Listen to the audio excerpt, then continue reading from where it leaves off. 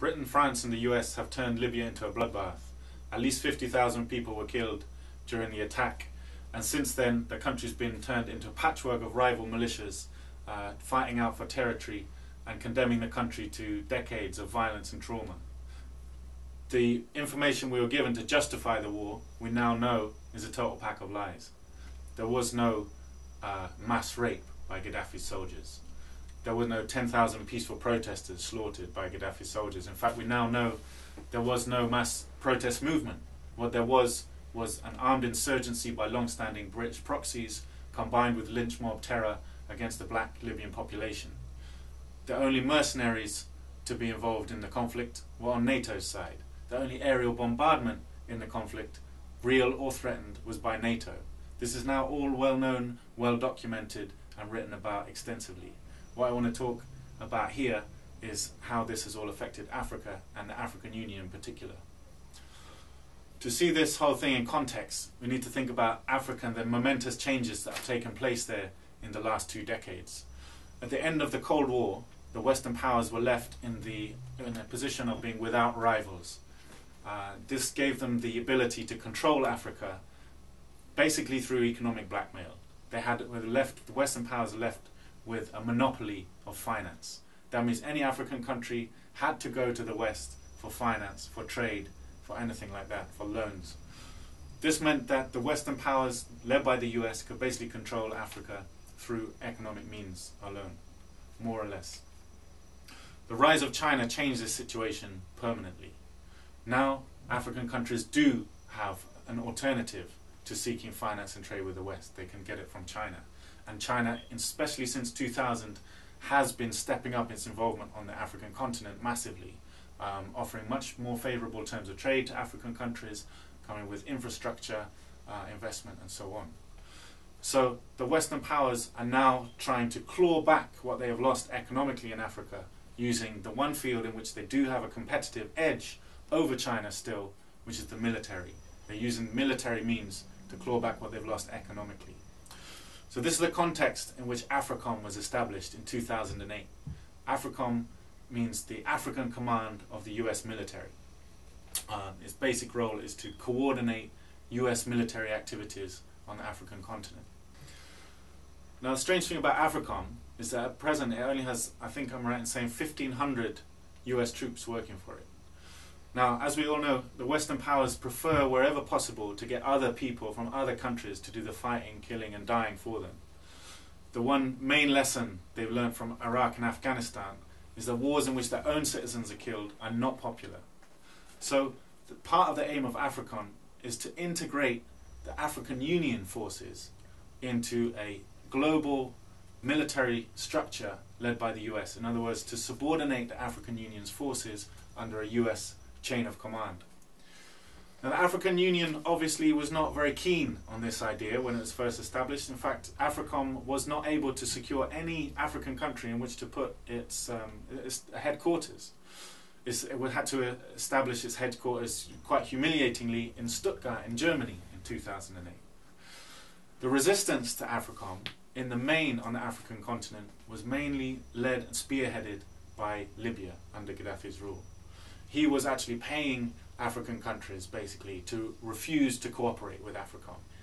He was offering investment, infrastructure and cash to countries who refused to host a US base on their soil and who refused to cooperate with Africom. So Libya under Gaddafi was really the biggest obstacle to this plan of subordinating the African Union forces to Africom. So with Gaddafi out of the way now, what we would expect to see is this plan rolling full steam ahead, or as far as possible, and that is exactly what we do see. Since, if we look at what's happened in relation to Africom and the African Union since last August with the fall of Tripoli, when Gaddafi lost power, and especially since his assassination, his murder in October of last year, we can see this has been happening very clearly. So it's no coincidence, the very same month that Gaddafi was murdered, President Obama announced 100 special forces would be sent to 4 different African countries, ostensibly to try and hunt down Joseph Kony from the Lord's Resistance Army in Uganda. Now we know that's a load of nonsense. For one thing, the Ugandan army is basically largely not in Uganda, it's in Somalia, fighting a proxy war for the US along with Ethiopian and Kenyan forces in Somalia. So the US Special Forces in Uganda are basically training Ugandan troops to fight on their behalf in Somalia. In September, further 2,000 Ugandan troops left Uganda for Somalia. December, I think, of last year, the 2012 plan for Africom was announced. 14 major joint operations exercises between Africom and African countries were announced. March just gone, March 2012, there was something called the African Partnership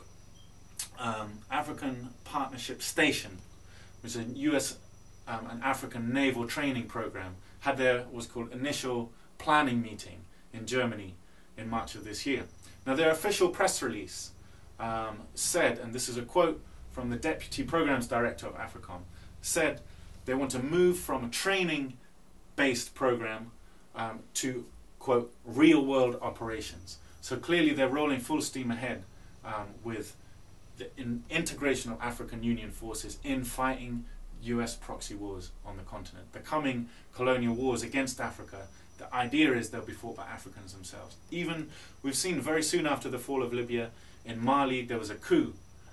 The coup leader was one of the people trained under one of these Africom training programs. It's all starting to look very much like the infamous School of Americas, where Latin American soldiers were sent and trained in America to learn torture techniques, and then went back, overthrew democratically elected governments, ran torture programs with the CIA like Operation Condor. This is Africom's starting to look like the very same kind of thing. Now the School of Americas program is being defeated by the Latin Americans, by unity of the Latin Americans, who are just one after another starting to evict the US bases, stop sending their soldiers to the School of Americas, and reject cooperation with US military. So I very much hope this is the way that the African Union is going to pursue this issue, because it really is a crunch time now for the African Union. It was only formed in 2002, and what the European powers and the US are basically trying to do is strangle it at birth, prevent it from becoming the independent organization that it is still capable of becoming.